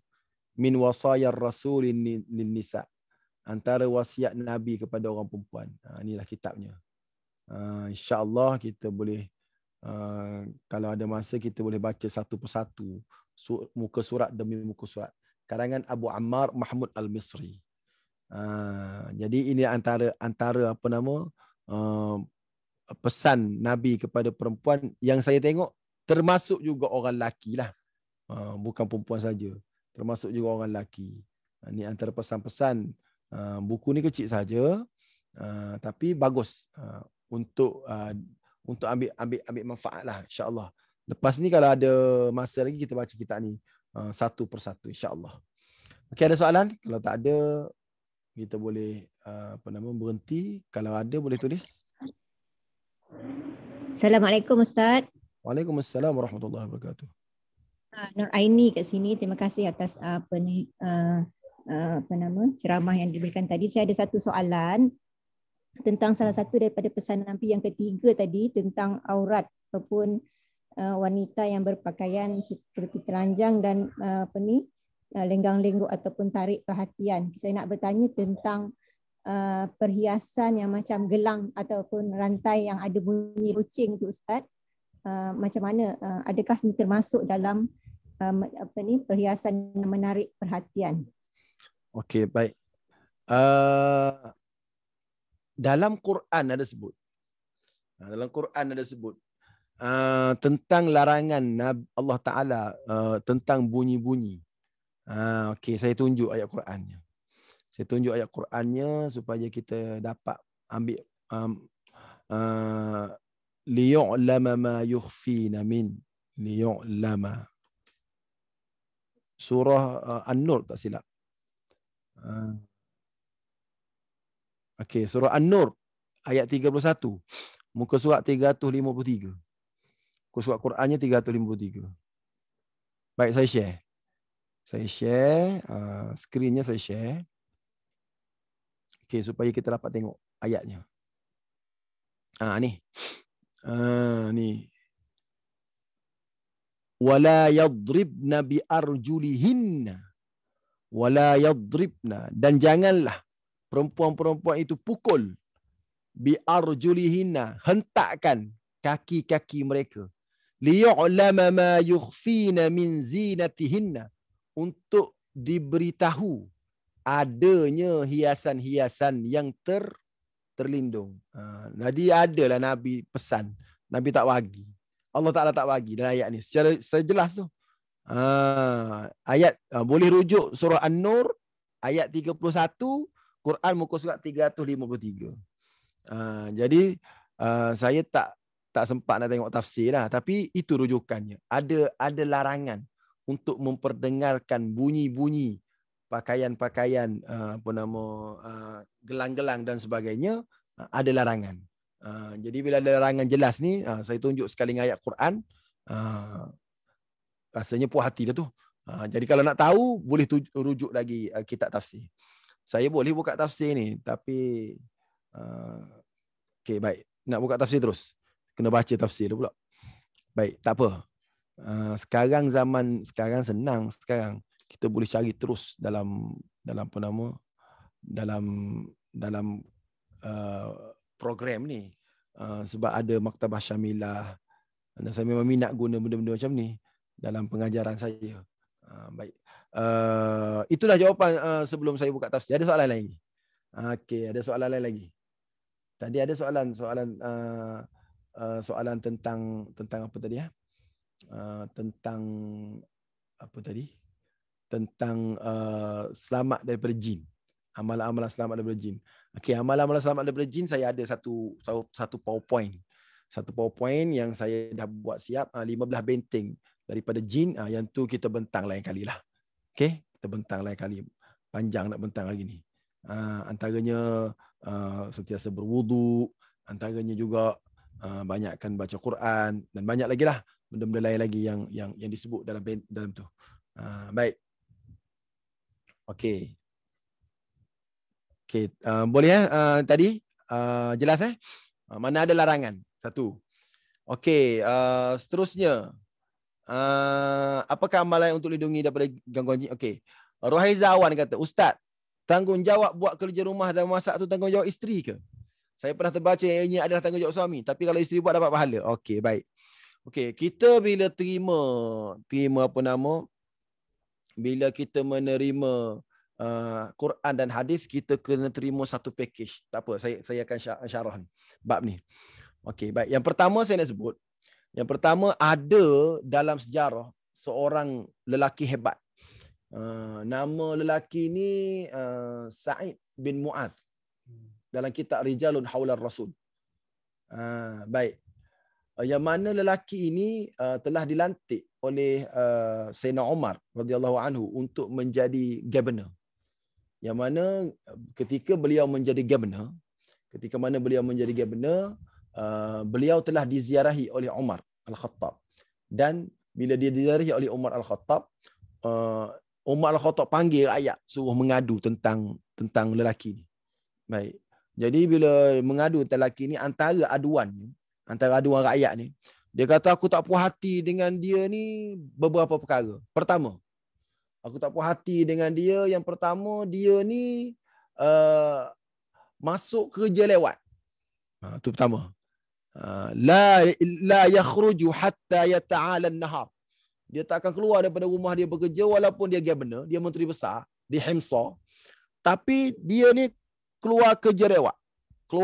Buat kerja lewat. Keluar ke pejabat lewat. Itu yang pertama. Ada beberapa lagi lah. Saya nak sebut yang pertama. Maka dijawablah oleh governor ni, dia kata apa? Dia kata, aku ini bangun pagi, aku tidak ada khadam. Laisa li khadim. Fa ana ajintu ajina. Maka akulah yang uli gandum. Aku uli gandum. Kemudian bila aku uli gandum, aku tunggu gandum hatta yakhtamira, sehingga gandum tu naik. Kemudian aku solat duha. Aku buat gitu untuk aku jamu isteri aku. Berdasarkan kisah ni, ramai ustaz-ustaz kata kerja rumah ni kerja lelaki. Tu ustaz-ustaz lah. Jadi perempuan pun suka lah. Perempuan pun suka lah. Baik, itu cerita Sa'ad. Satu. Tapi kita jangan lupa cerita siapa? Cerita Fatimah tadi. Fatimah pula dia kata aku kisah gandum lah apa semua. Ada juga. Jadi mudah-mudah cakapnya, sebenarnya suami isteri ni kedua-duanya bertanggungjawab untuk mengurus rumah tangga. Tengok keadaan. So kalau nak kata semata-mata kerja isteri, zaman sekarang semata-mata kerja isteri tak boleh juga, sebab zaman sekarang isteri berkerjaya. Tapi kalau cakap semata-mata kerja suami, tak boleh juga. Sebab suami nak cari makan dan sebagainya. Jadi yang ni kena ada fatwa-fatwa baru. Kena ada fatwa-fatwa. Contoh saya kan.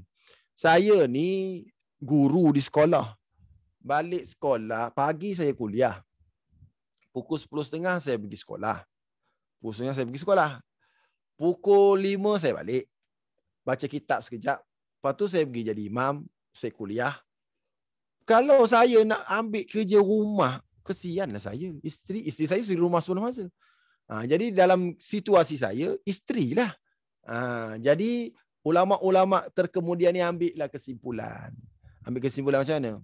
Memang kerja tu suami juga kena buat kerja. Tapi bila isteri buat kerja, dia dapat pahala dan suami kalau boleh kena upahkan. Kalau boleh kena upahkan. Dia kena upahkan. Kalau dia mampu, dia kena upahkan, bagi upah. Sebab tu ada istilah harta sepencarian. Contoh. Kalau saya meninggal, sebelum dibagi faraid kepada isteri saya, hak isteri saya akan dapat hak harta sepencarian. Walaupun isteri saya itu merupakan suri rumah. Dan hak sepencarian itu dikira melalui anggaran upah. Contoh saya hidup dengan isteri saya selama 20 tahun. Maka kemungkinan upah dia duduk kerja kat rumah saya apa semua, dengan harta saya tinggalkan, katalah saya tinggalkan harta 3 juta contoh.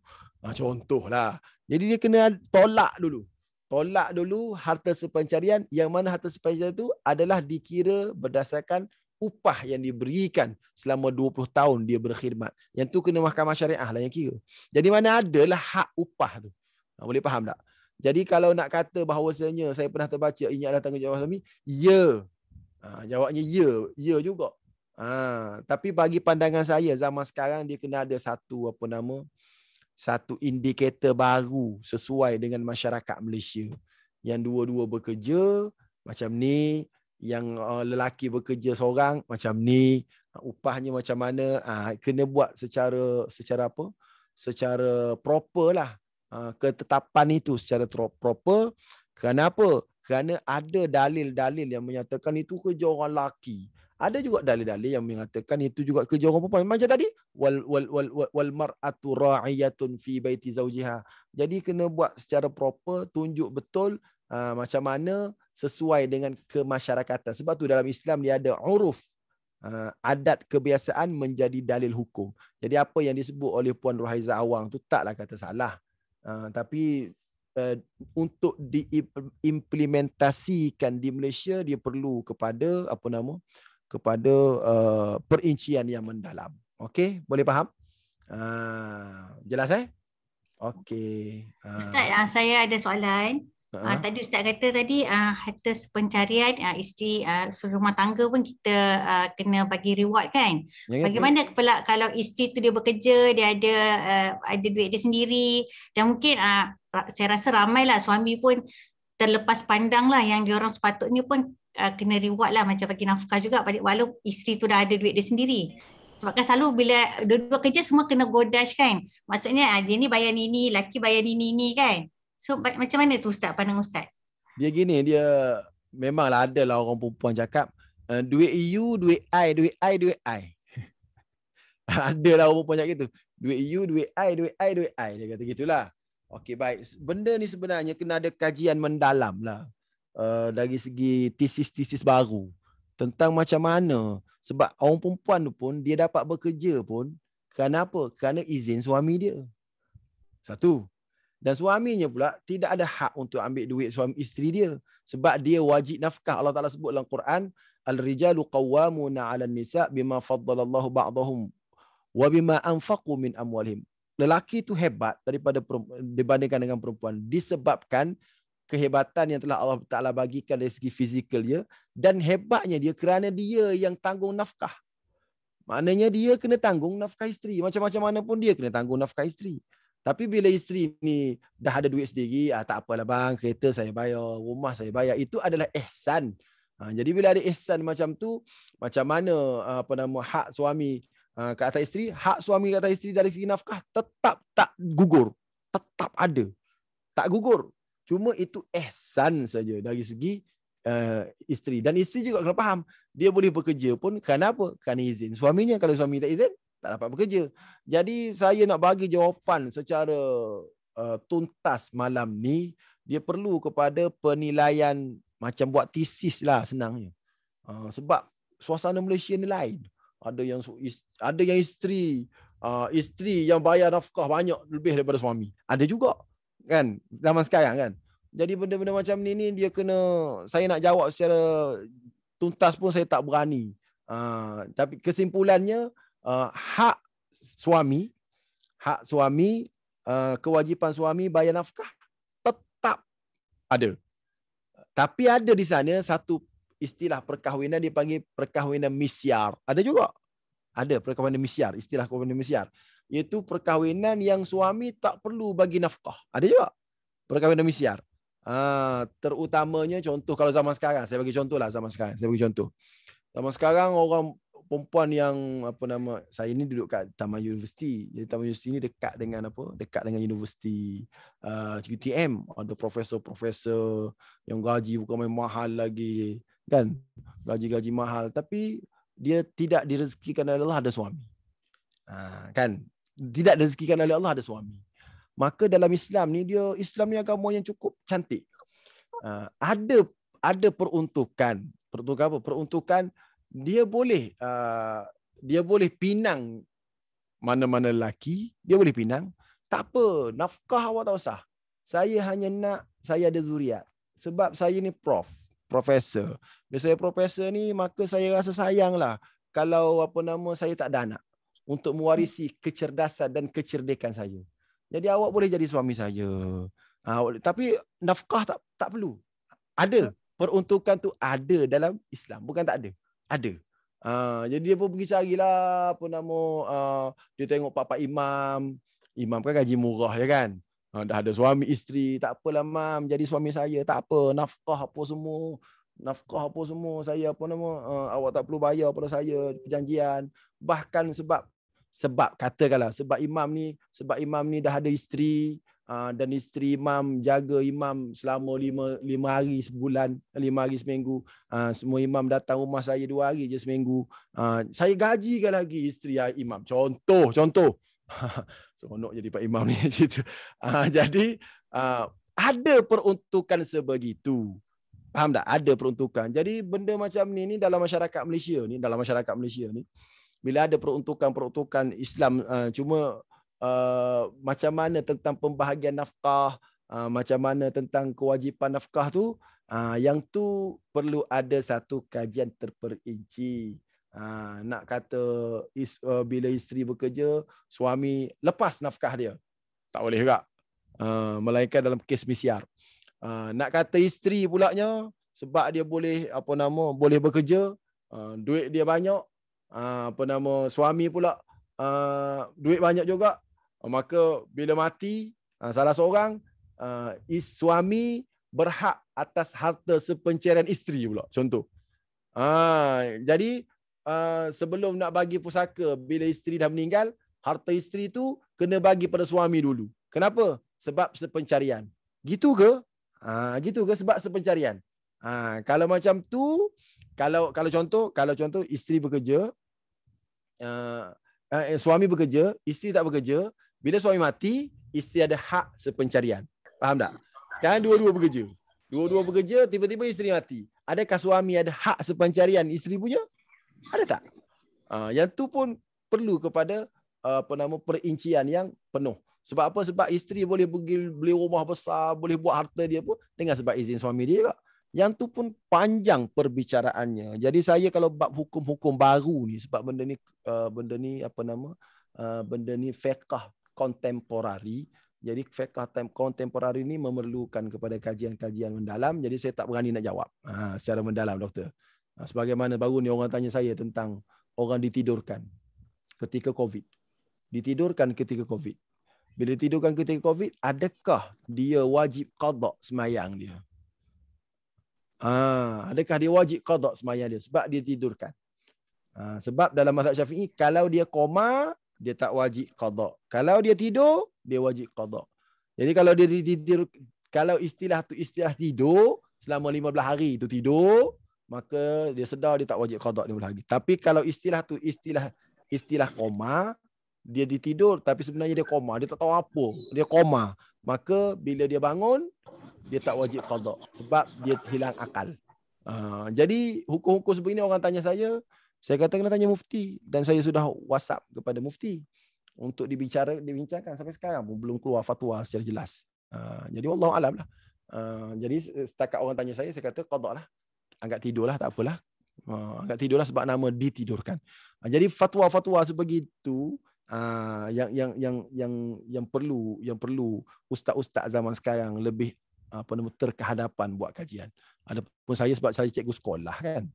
Jadi cikgu sekolah ni bukan macam universiti lain. Universiti ni dia banyak sikit kajian. Macam tu. Okey. Tu je yang boleh kita bincang pada malam ni, insya-Allah. Ada soalan lain lagi? Ustaz, ada juga kes isteri tuntut apa yang dia dah keluarkan sebagai hutang yang suami kena bayar. Yang tu macam mana? Yang ni memang. Yang ni kena tanya lepasan syariah undang-undang. Saya ni syariah fiqh dan usul lain. So saya tak akan jawab apa yang bukan dalam bidang saya. InsyaAllah. Sekadar tu saya suruh rujuk sana sini. Sebab sebenarnya pengajian Islam ni sebenarnya macam doktor juga. Doktor juga ada ortopediknya, ada pediatriknya, ada jantungnya, ada ni kan. Jadi tak boleh kacau dia punya ni bidang. Sama juga. Bidang hadis ada orang hadisnya. Bidang syariah ada orang syariahnya. Bidang faraid ada orang faraidnya. Jadi kalau bidang ni bidang apa? Bidang harta sepanjang ni bidang syariah undang-undang. Jadi saya tak berapa layak lah untuk jawab benda tu. Tapi masalah ustaz zaman sekarang dia jawab lah aku. Habis soalan dia jawab belaka. Tu penyakit ustaz zaman sekarang. Okey. Tapi kalau tanya bab jin saya boleh jawab insya-Allah sebab saya memang terlibat langsung dengan jin-jin ni. Terlibat jugalah di Johor ni. Antara perawat jugalah. Jadi saya boleh jawab bab jin. Okey. Tu je. Ada lagi soalan? Ada soalan seterusnya berkenaan juga ustaz. Apa dia? Pasal nafkah ni. Tak bagi dia sebenarnya okey, sebagai isteri berkali-kali kita beritahu suami hukum tak bagi nafkah pada isteri tapi suami sedikit marah. Sebenarnya suami kena tahu dia wajib bayar nafkah. Faham tak? Dia wajib bayar nafkah. Kerana itu adalah hak isteri. Cuma ihsan isteri je. Jadi suami tak boleh marah lah. Suami tak boleh marah sebab dia kena bagi. Macam mana kena bagi? Sebab itu hak dia. Kalau tak berdosa dia dan dia tidak ada qiwam. Qiwam ni maksud dia kehebatan lelaki pada nafkah tu. Sebab Quran kata, biasanya orang penceramah, biasa bila ceramah dia akan baca Quran, ar-rijalu qawwamuna 'alan nisa. Lelaki lebih hebat daripada wanita. Dia berhenti setakat tu je. Padahal ayat tu ada belakang tu. Lelaki hebat daripada wanita bima faddalallahu ba'dahum ala ba'din, dengan sebab Allah dah bagi fizikal dia lebih kuat.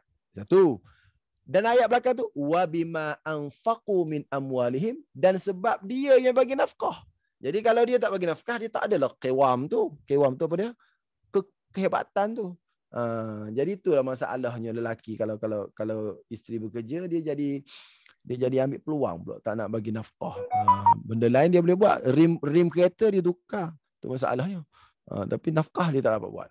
Yang tu kesilapan di pihak orang lelaki lah. Okey. Ada soalan lagi Ustaz, soalan pasal jin. Pasal jin pula tak? Macam mana kalau kita nak tahu kita dah terkena buatan jin, ada tanda-tanda ke?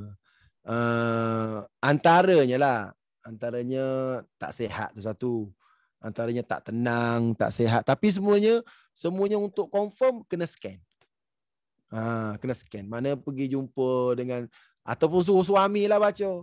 Suruh suami baca ayat. Dan ayat-ayat sebenarnya, ayat-ayat scan ni telah Rasulullah SAW ajar dalam hadis baginda. Dah ada dah. Kompilasi ayat tu. Kompilasi ayat tu termasuk dalam amalan manzil. Orang tahu manzil kan? Buka dalam Google, type manzil tu. Itulah ayat-ayat scan. Jadi kalau siapa-siapa yang kena rasa tak sedap badan, suruh suami scan. Suami scan, saya baca. Baca, kalau ketika baca tu adalah air mata keluar ke, apa-apalah. Maknanya seolah jin dalam badan tu mengamuk-mengamuk, maka kena buat rawatan susulan lah. Macam tu. Kena buat rawatan susulan. Okey? Jadi satu je senangnya kena scan dengan ayat manzil. Yang kedua, andai katalah ada mimpi-mimpi, antaranya mimpi-mimpi benda-benda mengarut, contohnya mimpi mimpi binatang-binatang dan sebagainya yang tak sepatutnya. Jadi yang tu pun mungkin ada simptom-simptomnya. Okey? Jadi kena scan lah. Jadi saya ada satu kali anak saya dah 6. Waktu tu dia nak ambil UPSR. Dia datang jumpa saya, dia menangis-nangis. Saya kata, kenapa? Takut UPSR ke? Dia kata, tak, rasa lain macam je bah. Dia kata. Saya pun suruh dia duduk dan saya baca ayat manzil. Tiba-tiba dia muntah. Dia muntah dan saya baca lagi sampai ketuk belakang dia. Oh, rupanya dia ada gangguan. Nasib baik bapak dia boleh baca. Bayangkan besok nak UPSR. Lepas tu baru dia rasa okey. Jadi saya minta supaya manzil ni jadi amalan kita. Manzil jadi amalan kita. Dengan sebab kita banyak kali amal, kita boleh berubat orang dengan manzil. InsyaAllah. Baik. Okey. Ustaz nak tanyalah, antara manzil dengan al-maksurat, actually which one is the best yang kita patut amalkan baca setiap pagi? Okey. Manzil ni, dia ayat Quran sepenuhnya. Maksurat ni dia campur dengan doa-doa Nabi. Maksurat ni dia kompilasi ayat Quran plus doa Nabi, Allahumma inni asbahtu minka fi ni'matin wa afiyatin wa sitr fa atimma ni'mataka alayya wa afiyataka wa sitr. Yang tu adalah ayat-ayat dia panggil hadis Nabi. Itu ungkapan doa-doa daripada Nabi SAW yang dihimpunkan oleh Hasan Al-Banna. Tapi ada juga ayat-ayat Quran. Ayat Quran pun lebih kurang manzil juga. Ayat-ayat Quran dengan alif lam mimnya, dengan ayat kursinya. Tapi manzil ni hadis jelas. Seorang lelaki datang jumpa Nabi SAW, dia mengadu rasa tak sihat. Maka Rasulullah pun baca kompilasi ayat tu. Kompilasi ayat manzil. Bila baca penuh, tiba-tiba lelaki tu rasa sihat. Ka'annahu, seolah-olah dia tak pernah kena penyakit tu. Macam tak pernah kena. Jadi ada yang tanya tadi, Ustaz spesifikkan ayat tu. Fareha tanya. Jawapannya spesifik ayat tu boleh Google type ayat-ayat manzil. Dah ada dalam tu. So, maknanya keseluruhan manzil tu lah, sebab dia ada surah Al-Baqarah, Al-Imran, ada banyak. So maknanya the whole content of the manzil tu lah ayat yang dimaksudkan ke? Ya. Ya. Kalau nak tengok hadis dia pun ada hadis, tapi tak apalah. Nak tunjuk hadis pun susah juga. Jadi manzil tu adalah himpunan ayat-ayat yang terkandung dalam Quran. Contohlah saya bagi tahu. Mula dengan alif lam mim, kemudian Allahu la ilaha illa huwal qayyum, lepas tu la ilaha ikrah fid din, lepas tu lillahi ma fis samawati wa ma fil ardi wa in tubdu ma. Yang tu semua dalam Baqarah. Kemudian habis Baqarah masuk pula Syahidallah Ali Imran, qulillahumma malikal mulki Ali Imran. Kemudian masuk pula was-saffati saffat, surah was-saffat. Kemudian masuk pula inna rabbakumullah surah Al-Araf. Kemudian ada pula ayat akhir surah Al-Hashr, law anzalna hadzal qur'ana ala jabal. Yang itu semua kompilasi itulah dipanggil dengan nama manzil. Jadi manzil inilah yang diamalkan oleh perawat-perawat Islam, dan manzil inilah yang dibaca oleh perawat-perawat untuk scan jin. Okey? Okey Ustaz, saya mohon untuk bacakan soalan kat chat ya Ustaz. Sebab takutlah Ya. masa kita kesuntukan. Ada soalan ni dia kata, Ustaz, kan suami dah tanggung makan minum bagi tempat tinggal, itu dikira nafkah. Apakah lagi bentuk nafkah yang kena diberikan kerana kebanyakan wanita menganggap duit poket itu adalah nafkah dari suami. Boleh tolong Ustaz ulaskan lagi tak? Baik, walahunna alaihin mithlu alladhi alaihin ma'ruf. Dalam Quran sebut.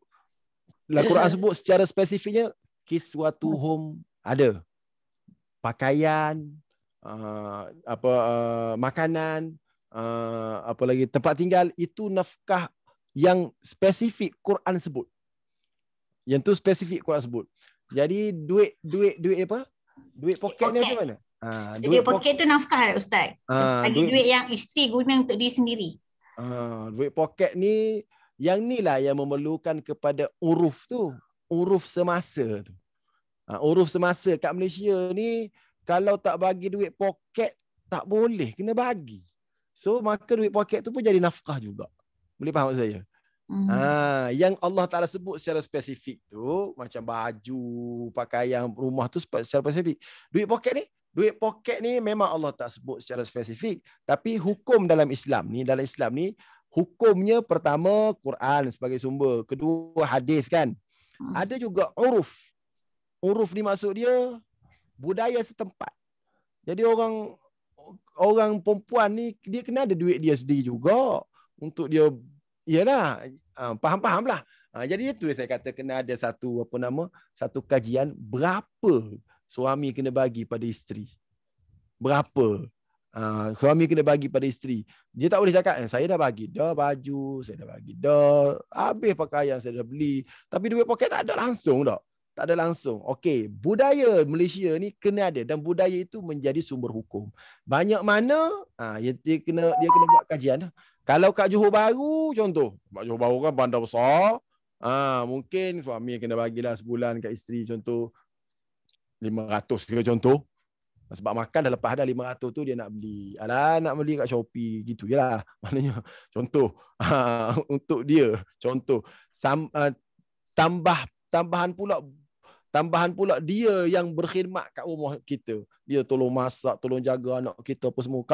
Kalau isteri saya contoh, kalau isteri saya bekerja, saya kena gajikan orang ngasuh anak saya berapa? Ini dia tak perlu gaji dah. Dia kerja. Takkan tak boleh nak bagi duit sebagai upah juga untuk dijaga anak kita tu. Kan? Quran anak kita dia tak perlu, saya tak perlu hantar kat sekolah dah, dia ajar. Sebab tu saya cakap kat isteri, kalau saya nak gajikan awak ni banyak ni, saya kata. Banyak nak gajikan awak jaga anak, berapa orang? 5 orang anak. Yang jaga, lepas tu awak masak untuk anak saya, lepas tu awak pula mengajar Quran anak saya. Oi, banyak saya bayar. Tak apalah, isteri kata tak apalah, awak sayang saya cukup lah. Tak boleh saya tak cukup, kena bagi juga duit.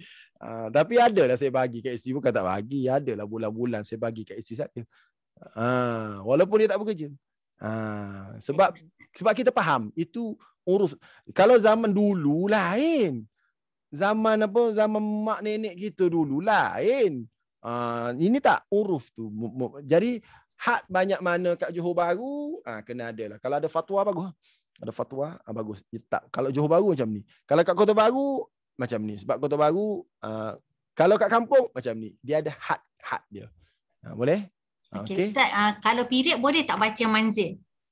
Okey, kalau period, okey, baik. Saya ni susah sikit nak kata boleh. Walaupun ada ustaz kata boleh. Gitu lah saya cakap. Walaupun ada ustaz kata boleh dengan niat zikir, tapi saya susah nak kata boleh. Sebab orang susah lah nak kata boleh. Kalau setakat baca bismillah tu saya boleh kata boleh lagi walaupun ayat Quran. Kerana itu sebagai zikir. Kan?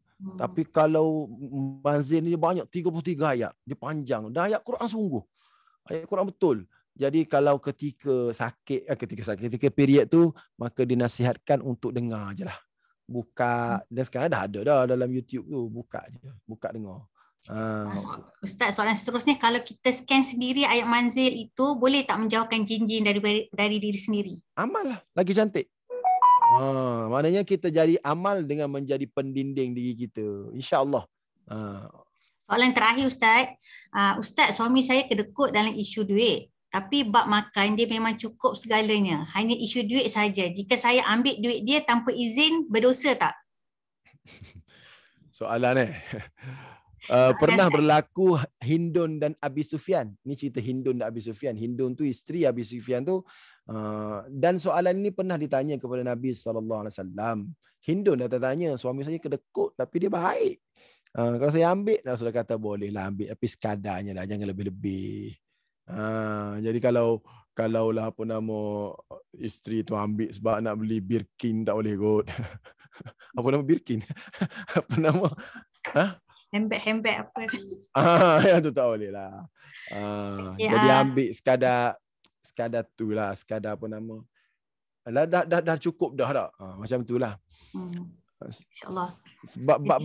Jadi bab nafkah ni kena panggil ni lah, kena panggil orang yang memang power bab ni lah Puan. Yalah, benar-benar Ustaz. Saya tak berani nak panjang-panjang. Sekadar tu je saya boleh beritahu. Okey, dan saya pun rasa masa pun dah 10.35. Jadi saya rasa dah tak ada soalan-soalan. Kami terlebih dahulu ingin mengucapkan terima kasih kepada Ustaz atas kesudian Ustaz untuk bersama-sama. Semoga pertemuan kita malam ini adalah salah satu pada usaha kita lah Ustaz untuk menjadi wanita-wanita solehah. Dan semoga tempat kita ditempatkan di syurga Firdaus Allah.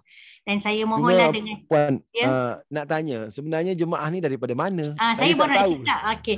Kami sebenarnya jemaah ni serata Malaysia Ustaz. Tapi tak pernah jumpa. Tak pernah berjumpa. Dia dikumpulkan daripada satu program Mihrab Ramadan.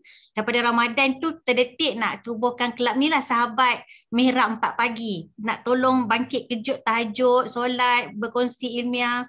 Daripada Ramadan hari itulah sehingga ke hari ini. Jadi ahlinya ni daripada saya sendiri Penang. So ramai kawan-kawan saya kat sini ada daripada KL, Johor tak ada rasa saya lah. Mungkin sahabat kepada sahabat ada. Sabah, Terengganu, Kelantan, Pahang. Yang jauh-jauh tu saya sendiri pun tak pernah jumpa. Kalau saya turun KL saya jumpalah beberapa orang. Daripada situlah Ustaz wujudnya kumpulan kecil ni. Tahniah. Terima kasih Ustaz. Jadi saya hari ini nak memohonlah Ustaz, alang-alang kita dah dapat Ustaz bersama kita untuk membacakanlah, mendoakan kami semualah Ustaz sebelum kita menutup majlis kita. Amin. Al-Fatihah. A'udzubillahi minasyaitonirrajim. Bismillahirrahmanirrahim. Alhamdulillahirabbil alamin, arrahmanirrahim, maliki yaumiddin. Iyyaka na'budu wa iyyaka nasta'in. Ihdinas siratal mustaqim, siratal ladzina an'amta 'alaihim ghairil maghdubi 'alaihim waladdallin. Amin. A'udzubillahi minasyaitonirrajim. Bismillahirrahmanirrahim. Alhamdulillahirabbil alamin. Hamdan yuwafi ni'amahu wa yukafi'u mazidahu ya rabbana lakal hamdu kama yanbaghi li jalali wajhikal karim wa li 'azimi sultanik. Allahumma salli wa sallim wa barik ala sayyidina Muhammadin abdika wa nabiyyika wa rasulika an-nabiyil ummi wa ala alihi wa ashabi ajma'in. Allahumma inna nas'aluka bi anna lakal hamda la ilaha illa antal mannan badi'us samawati wal ardhul jalali wal ikram ya hayyu ya qayyum. Allahumma inna nas'aluka bi anna nashhadu annaka antallah la ilaha illa antal ahad as-samad alladhi lam yalid wa lam yulad wa lam yakul lahu kufuwan ahad. Allahumma ya Allah ya Rahman ya Rahim, kami mohon kepadamu ya Allah agar engkau ampunkan segala dosa kami. Ampunkan dosa kedua ibu bapa kami, rahmati dan sayangilah mereka sebagaimana mereka mengasuh dan mendidik kami ketika kami kecil. Ya Allah ya Tuhan kami, ampunkanlah dosa ahli keluarga kami, pasangan hidup kami, zuriat keturunan kami. Ampunkanlah dosa jiran tangga kami, ampunkanlah dosa guru-guru kami. Ampunkanlah dosa sekalian umat Islam sama ada yang masih hidup atau yang telah meninggal dunia. Ya Allah ya Tuhan kami, sesungguhnya kami berkumpul di sini di dalam alam maya ini ya Allah, bertemu dan bersahabat hanya kerana-Mu ya Allah. Maka kami mohon agar Engkau catatkan pertemuan dan persahabatan kami sebagai sebab untuk kami mendapat redha dan kasih-Mu ya Allah. Ya Allah ya Tuhan kami, telah Engkau pertemukan kami di bumi ini di taman-taman syurga. Maka kami mohon agar Engkau jadikan pertemuan kami seterusnya adalah dalam syurga Firdaus-Mu dengan rahmat kasih sayang-Mu jua ya Allah ya Arhamar Rahimin. Ya Allah ya Tuhan kami, Kau jadikanlah zuriat keturunan kami sebagai hamba-hamba-Mu yang berilmu dan beramal dengan ilmunya, yang menjadi pencinta Al-Quran, membaca Al-Quran siang dan malam, menjadi hamba-hamba-Mu yang saleh, yang dikenal oleh Rasul-Mu, yang dijemput oleh Rasul-Mu untuk memasuki syurga Firdaus-Mu. Ya Allah ya Tuhan kami, sesungguhnya kami merupakan hamba-hamba-Mu yang berusaha untuk melakukan kebaikan dan memperbaiki diri kami. Dan kami tidak mampu untuk melaksanakannya melainkan dengan izin dan juga bantuan-Mu. Maka kami mohon agar Engkau kurniakan kepada kami kekuatan untuk kami mengamalkan segala bentuk ketaatan dan menjauhi segala bentuk kemaksiatan.